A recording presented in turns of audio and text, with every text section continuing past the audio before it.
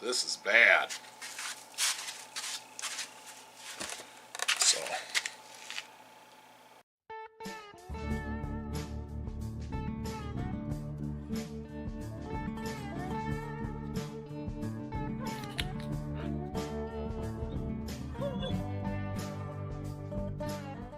So this should be ready to drop on. I mean, it should be a perfectly good carb, except Brad got some bad race gas with water in it at one of our local gas stations. So I'm going to go through it, clean it out, send it through the ultrasonic, make sure all the gaskets are good, take a good look at the, at the power valve. I've got the whole renew kit here. I'll probably just throw the power valve in. I'll see what size the power valve is. This Oldsmobile's got pretty much a stock cam, so it's going to make, 20 inches of vacuum basically, so I'll have to make sure the power valve's sized for that. So I'm just going to blow this thing apart right now. Alright, get the metering block off of there and see what the real damage looks like in the float bowl. Oh, that could be worse, just a little white junk on the bottom. Give you a little look-see. Yeah, that's not as bad as I thought, but I'm sure glad I'm cleaning this thing today. A ton of corrosion on that one. I'm feeling the secondary bowl may be worse than the primary, just based on the corrosion I'm seeing on the bolts. But I'm a sledder, and sledders clean corrosion out of carbs. It's pretty routine in the vintage sled world to open up a carb and find it just full of white crap, clean it out, get everything flowing, and make it work right. Oof, lots of corrosion. This vacuum cap is broke, split. I'm a little afraid of what I'm going to find. Come on, buddy. Oh, it's the float bowl. Oh boy, this one's bad. This one's super bad. Holy cow. Water in the gas, maybe ethanol, I don't know. But I got some work to do. Woof.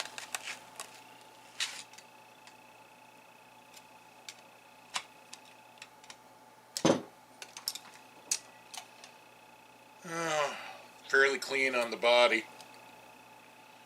Looks like it was confined to the float bowls. I don't think I'm going to dunk the body in the ultrasonic. I think I'm just going to blow through all the passages and make sure they're open and call it good on the body.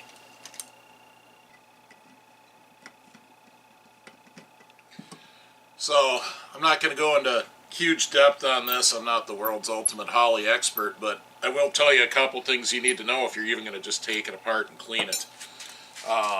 First off, how to tell the difference between the primary and secondary float bowl on one of these street adventures. Right there, primary's got the accelerator pump on it. Also, the position of the inlets will give you a pretty good clue too. Same thing with the metering blocks. Primary metering block has the idle mixture adjustment screws, secondary does not.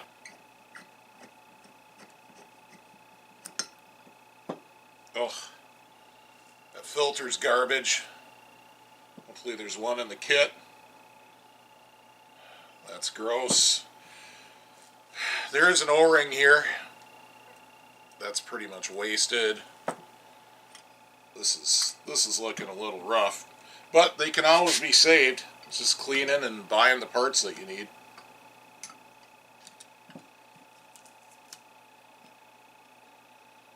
Yeah, this is bad. So, have a look in there. I don't know if you could see it, but those jet passages are blocked. Things are blocked and ugly. This needs some cleaning.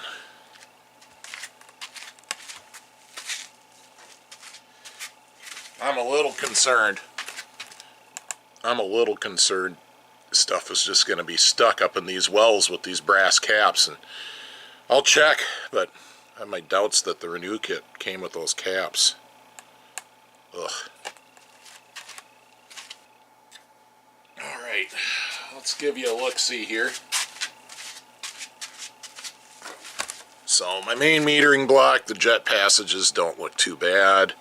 Nothing's clogged on the back side, but that gives you an idea, if you rewind back to that other one, just how bad that secondary is. I mean, those slots are, that's where the stuff's coming out from the main. Alright, well, I got her torn down as far as I'm going to tear her down, and I guess we'll get her into the ultrasonic, and I'll bring you back when we have some results.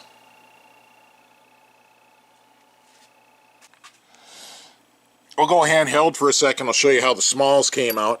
So I'm not sure if you can see that, but I can see right through those secondary jets. Those are good. Primary jets were never that bad. I'm not worried about them. All this stuff came out pretty good. This spring's still a little bit of white stuff on it, but that spring will be fine. Everything looks pretty good in there, and I'm going to be able to reuse this stuff. No issues. Alright, I'll show you my results of the cleaning. So we're going to start with the best part first. The primary metering block came out awesome. All I did was, I didn't scrape or scratch or anything, I just hit that with some compressed air. Look at how clean that came out from the ultrasonic. She's a beauty. I have no concerns about this. I'm sure there's no white oxide up in those passages or anything. I'm reusing this. So, onto the primary bowl. Let's see, you can tell it's the primary bowl because it's drilled for the accelerator pump. It wasn't too bad, and I did touch it with a little muriatic acid, especially in the inlet area there. I scraped it for all I could, but to really get all the white oxide out, I needed a little chemical help. Muriatic acid, caution, stuff is super dangerous. Wear eye protection, wear a respirator, don't do it indoors, use an acid brush. Because muriatic acid will turn this float bowl into nothing but a pile of mush if you leave it on there long enough. So I just dabbed a little bit on, just as I needed, and in a few applications at a time, kept a bucket of water there and dunked it in, right? So I was super careful on this. Now the secondary bowl, you could see that poor guy was quite a bit worse than the primary. And I had to do the muriatic acid again in the inlet, and also in the needle and seat area. There was a lot of white corrosion, and I didn't want to risk it. Now, luckily, there's no pitting in the needle and seat area. There's really no pitting in any critical areas. I got the corrosion out. I'm happy with that. So, next, the secondary metering block. Yuck. So that's how it came out. I just blew it off with compressed air. That thing's done. There is no reusing this. If you have one, I mean, look at the passages are blocked up solid in there. You know, these brass plugs are covering drill passages. You can see they go down from the top, and they are full of that white stuff. There is no saving this. There's no saving this. So I have a new one on order from Summit. This is garbage. So next, the floats. So I got concerns on both floats. So this float, you can see I got a lot of corrosion and stuff. The spring is gone.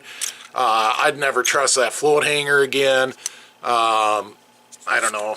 The whole float, I think, is garbage. The brass float on the primary, I think, was a lot better. Except right there, if you can see, that's where it was sitting on the bottom of the bowl. And I have this suspicion that if there isn't a pinhole there, there will be soon. So brass floats are like 16, 17 bucks. I ordered a pair of them. They're cheaper than the nitrofill. I don't trust nitrofill with today's gas. I don't care who you are. I've had them sink. Maybe you haven't. Well, good for you. But I recently had one sink in my Scout. Gave me all kinds of problems. Replaced it with a $9.99 brass quadrajet float. Scout's been perfect ever since. So I ordered floats and I ordered float hanger kits, and I've got that secondary metering block coming. It'll all be here hopefully by the end of the week. Summit had everything in stock, and we'll come back then and we'll continue on with this carb cleaning adventure.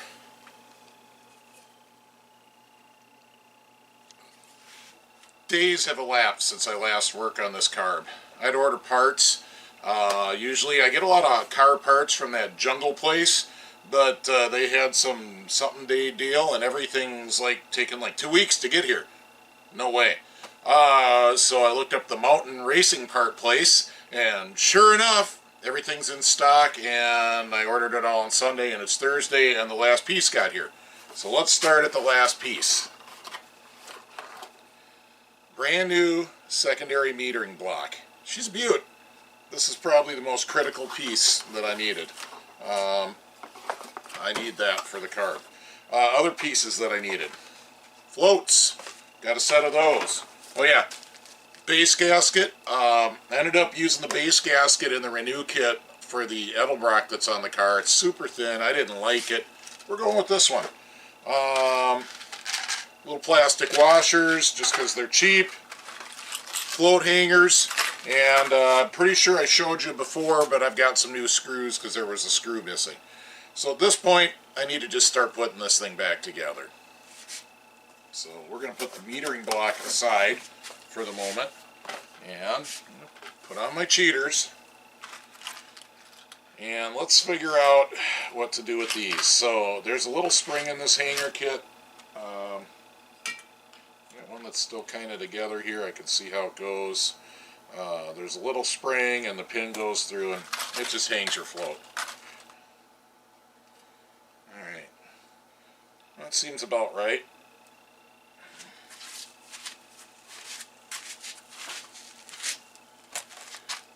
Does that look right to you? I don't know. You tell me.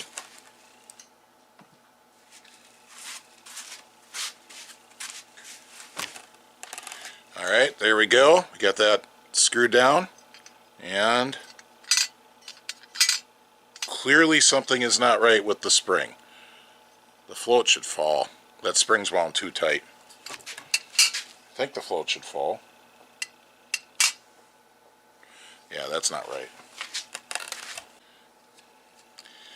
How about that? I had to go out the interwebs and look at some pictures, but the interwebs say that's how it goes. And it's actually helping to lift. The little short end, you could probably see, goes through that hole. Long end hits up there. Let's put it in and see if it behaves, you know, more like I think it should behave.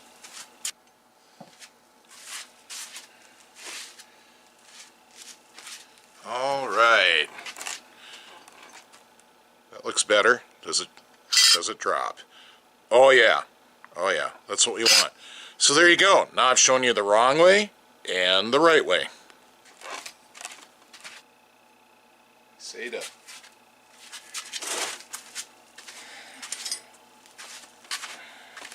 So you can see I've got control of the float height now with the adjuster, and I don't know. This is one where you set it with the plug. I know that'll be low. I'm going to estimate that the fuel comes up to about the seam and put that at about the bottom of the plug. We'll be setting it on the car for real, but this will give me a starting point. Shouldn't flood the engine too bad. I'm not sure. I'm going to lock that. Alright. Secondary metering block. Here's the carb. Let's see, I got gaskets. It's always good to have some spare Holley gaskets around. So, that's obviously the side that goes to the float bowl. I'm going to spray this with some WD in hopes that maybe the gaskets won't stick. Bring you back after I find my WD. I'm back. I decided against WD. I decided, let's try a dab of anti-seize. See if that keeps these from sticking. I don't know if it'll work, but why wouldn't it? Shouldn't hurt anything. You know, it's not like I'm sending some crazy abrasive through the motor. I just want it to come apart later if I have to tune it, and I'll probably have to tune it. You know.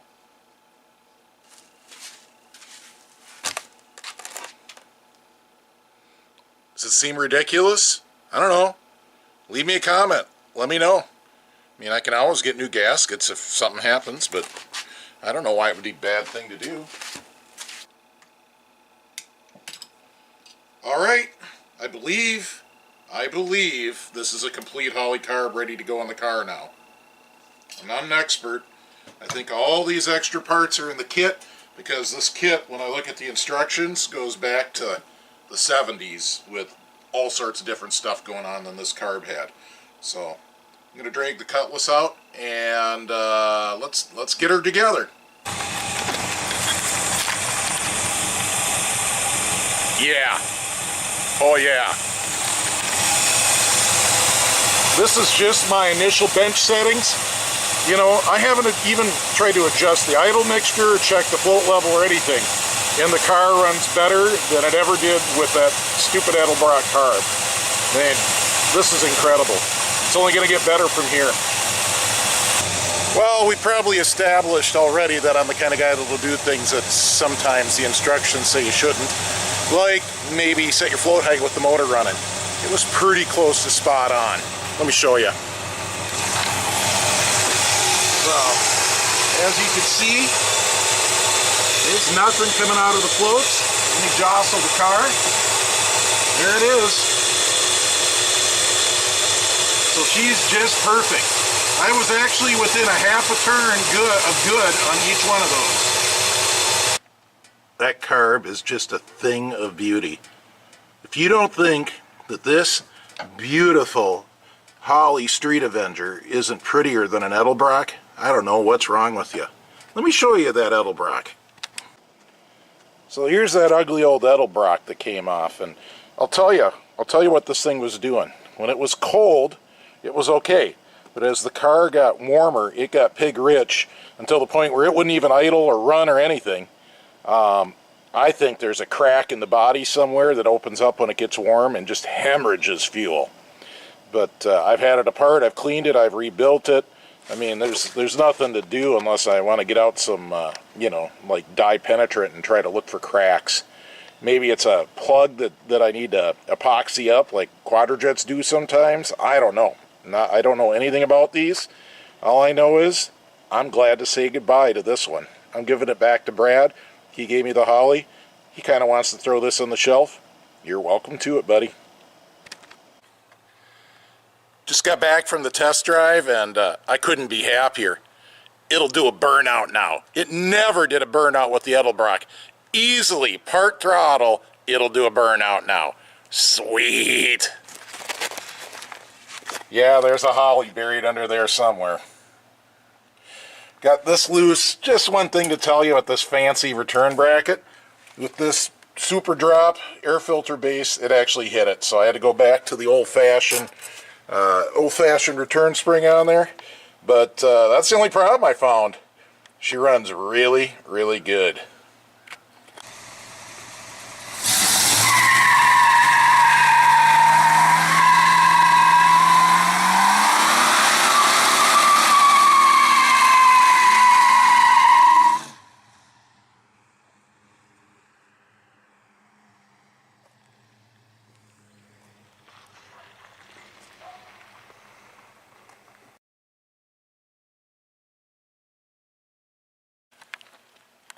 Brad told me this thing was a burnout monster when it had the Holley on it.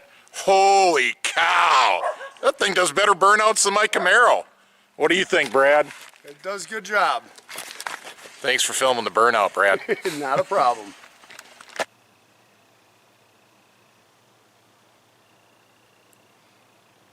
So now we know the answer. It's very possible to save a Holley that was damaged by water and corrosion. I spent about an hour and a half, and most of that time was probably really, you know, waiting for the ultrasonic to run. Carb runs great now. My initial out-of-the-box setup was pretty damn close. It'll do a burnout now. I don't know. I'm real happy with it. Yeah, I did spend about 180 in parts, but price out a new Holley or a Brawler or whatever. That's cheap. 180 bucks in parts plus a little bit of labor. I don't know. I'm pretty happy with that. I don't know what else to say here except for we'll see you at the car shows. And huge thanks to my patrons over on Patreon, Aaron and Michael. See you next time.